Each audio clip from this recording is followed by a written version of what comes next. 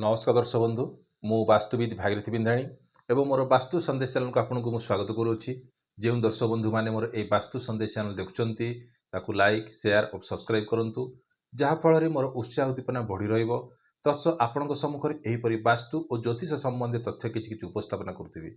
आज आम जाना जे ठाकुर घरे भोग बाढ़ुंट कि तो यह द्वारा कौन हुए आउ कौन असुविधा कि सुविधा हुए तापर आपको आलोकपात करी। हाँ दर्शक बंधु देखु समस्ते चाहती जे सुंदर घरटे करने आजिकल जुगरे तो समस्ते वास्तु को बेसी प्रायोरिटी देइछंती।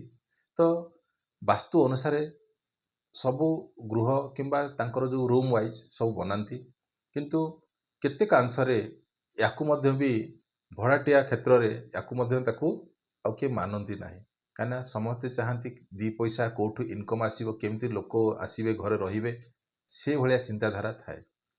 तो जो माने निजस्व घर बन तो से निश्चित रूपे पूजा रूम ऐशान्य कोण थी वास्तु मत अनुसार। हाँ तो वास्तु मत अनुसार जो ऐशान्य कोण से रखती तो पूजा रूम ठीक जगह अच्छी किंतु जो माने भड़ाटिया जो माने चाकरिया जो माने भड़ाटिया रोचंती से क्षेत्र में कौन होची ना पूजा रूम पे स्थान ही नथिबो से माने कौन करती जेकोसी स्थान में आपंकर जो सुविधा अच्छी जो आपंकर सेल्फ अच्छी कि आपंकर बेडरूम हो कि किचेन हो एभलिया घर मध्य भी अच्छी जे से जो माने भड़ाटिया अल्प पैसा घर मिलूँ से किसी नथिबो से जो ठाकुर घर कौन सी जगह रखुंट से कार बेडरूम रखुंट किए किचेन रखुची किए आउ कौटे रखुची सदा सर्वदा आप मन रखा उचित जे ठाकुर घरटा आपंकर ऐशान्य कोण अर्थात उत्तर पूर्व कोण रे रखिबा उचित। जदि आपंकर ये सब जिन रखिला परे कौन होची ना प्रसाद करुछंती कि ठाकुर घर जो आपंकर मूर्ति हो कि फोटो हो ये सब जिन अच्छी आपड़ जो रखिंट से कौन आप प्रसाद बाढ़ुंट कि भोग बाढ़ुंट।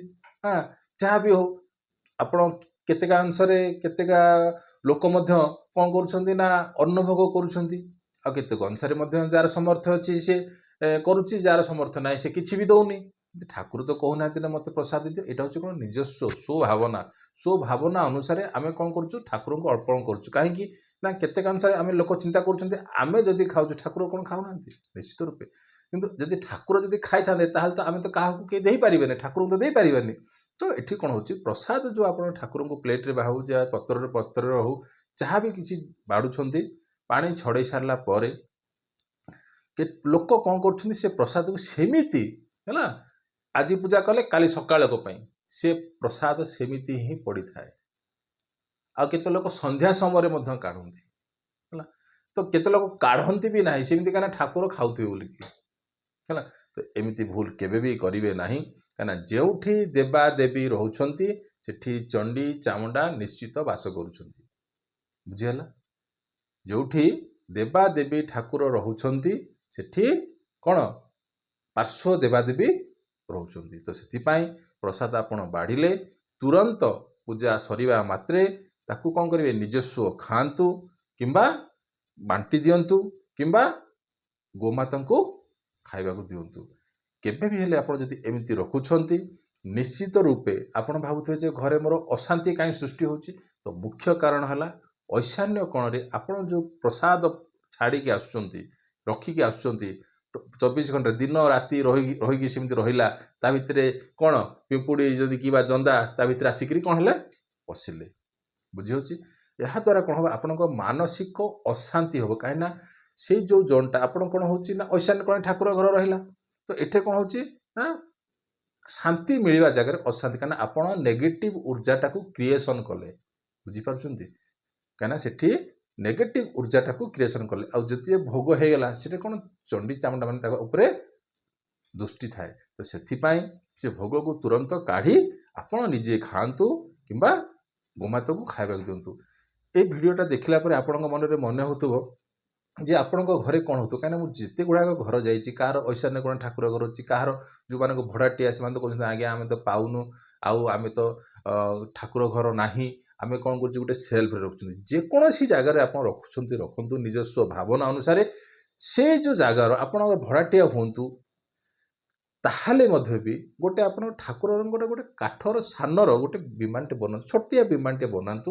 ସେ ଘରର ଆପଣ ଐଶାନ୍ୟ କୋଣରେ ପ୍ଲେସମେଣ୍ଟ କରିବାକୁ ଚେଷ୍ଟା କରନ୍ତୁ ହେଲା। ଯଦି କିଛି ନାହିଁ ତାହେଲେ ମଧ୍ୟ ବି ବେଡରୁମ୍ରେ ରଖିଲେ, କାହିଁକିନା ଆମେ ହେଉଛୁ ମାନବର ବେଡରୁମ୍ରେ ଯାହା ଯାହା ଘଟେ, ତ ସେଥିପାଇଁ ଆପଣଙ୍କର ବେଡରୁମ୍ରେ ଠାକୁର ଘର ରଖିବା କଥା ଉଚିତ ନୁହଁ, କିମ୍ବା ଆପଣଙ୍କର କିଚେନ୍ ରୁମ୍ରେ ରଖିବା କଥା ଉଚିତ ନୁହଁ। କାହିଁକିନା କିଚେନ୍ରେ ବିଭିନ୍ନ ପ୍ରକାର ଆପଣ ଆମିଷ ନିରାମିଷ ସବୁ ଜିନିଷ ରୋଷେଇ ହେଉଛି, ତ ସେଠି ମଧ୍ୟ ଆପଣଙ୍କର ରଖିବା କଥା ଉଚିତ ନୁହଁ। ଯଦି ଆପଣ ପାରୁଛନ୍ତି ସେ ଜାଗାର ଯାହା ବି କିଛି, ଯଦି କିଛି ଜାଗା ବି କିଛି ନାହିଁ, କିଛି ଆପଣ ସେଠି ମଧ୍ୟ କରିପାରିବେ ନାହିଁ, ତାହେଲେ ସେ ଜାଗାର ନର୍ଥ ଇଷ୍ଟକୁ ଆପଣ ପ୍ଲେସମେଣ୍ଟ କରନ୍ତୁ, ଠାକୁର ଘର ରଖନ୍ତୁ। ଯଦି ଆପଣ ଭୋଗ ବାଢ଼ୁଛନ୍ତି ବାଢ଼ନ୍ତୁ, କିମ୍ବା ଆପଣଙ୍କର ନ ବାଢ଼ିଲେ ମଧ୍ୟ ବି ଚଳିବ ହେଲା। କୌଣସି ଠାକୁର ମାଗୁନାହାନ୍ତି ଯେ ମୋତେ ପ୍ରସାଦ ଦିଅ କି ଚଢ଼ାଅ ବୋଲିକି ହେଲା। ସେଟା ହେଉଛି ଆପଣଙ୍କର ସ୍ୱ ଇଚ୍ଛା। ଆପଣ ସେଟା ହେଉଛି ମନର କ'ଣ ବେଦନା ଯେ ଆପଣ କ'ଣ କରିପାରିବେ କ'ଣ ନ କରିପାରିବେ ହେଲା। ତ ଆପଣ ଯଦି ବାଢ଼ୁଛନ୍ତି, ଆଜିର ଟପିକ୍ ଥିଲା ଭୋଗ ପ୍ରସାଦ ବାଢ଼ୁଛନ୍ତି କି ନାହିଁ। ଯଦି ବାଢ଼ୁଛନ୍ତି ତାକୁ ତୁରନ୍ତ ସେଠାରୁ କ'ଣ ଖାଲି କରାନ୍ତୁ ହେଲା। କାହିଁକି ସେଠାରେ କ'ଣ ଅଲଗା ନେଗେଟିଭ୍ ଏନର୍ଜି କ୍ରିଏସନ୍ ହୋଇଥାଏ, ଯାହାଫଳରେ ଆପଣଙ୍କ ଗୃହଟାକୁ ମାନସିକ ଅଶାନ୍ତି ଭିତରକୁ ଠେଲି ଦେଇଥାଏ। ଆମେ କହୁଛୁ ଆଜ୍ଞା ଆମେ ସବୁ ତ ବାସ୍ତୁ ଅନୁସାରେ କରୁଛୁ, ତାର ଅସୁବିଧା କେଉଁଠି ହେଲା? ତ ଅସୁବିଧା ଏଇଠି ଆସିଲା। ଆପଣ ନିଜେ ନିଜସ୍ୱ ଘରକୁ ଦେଖନ୍ତୁ, ଆପଣ ଏ ପ୍ରକାର ଭୁଲ କରୁଛନ୍ତି କି? ଯଦି ଏଭଳିଆ ଭୁଲ କରୁଛନ୍ତି ତାହେଲେ ଆଜିଠାରୁ ଏ ଭୁଲକୁ କ'ଣ ଦୂର କରନ୍ତୁ। ପ୍ରସାଦ ବାଢ଼ିବେ, ଭୋଗ ହୋଇସାରିଲା, ଆପଣଙ୍କର ପୂଜା ସରିଗଲା, ତାହେଲେ ଆପଣ ସେ ପ୍ରସାଦକୁ କାଢ଼ି ନିଜସ୍ୱ ଖାଆନ୍ତୁ, ଆଉ କିମ୍ବା ଇଏ କରନ୍ତୁ।